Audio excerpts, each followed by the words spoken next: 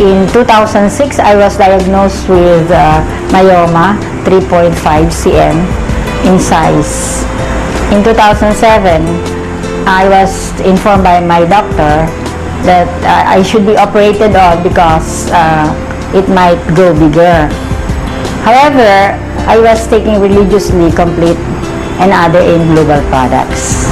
The reason why I did not get operated on last 2007 was because I was afraid to be operated because I had 5 operations, 2 major and 3 minor operations.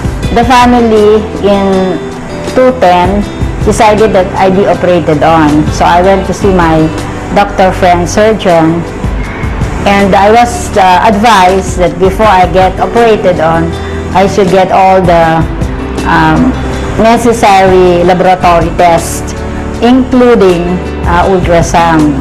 So I had the ultrasound in Quezon Martires City last December 2010, and to my surprise, I found out that there is no more myoma in my uterus.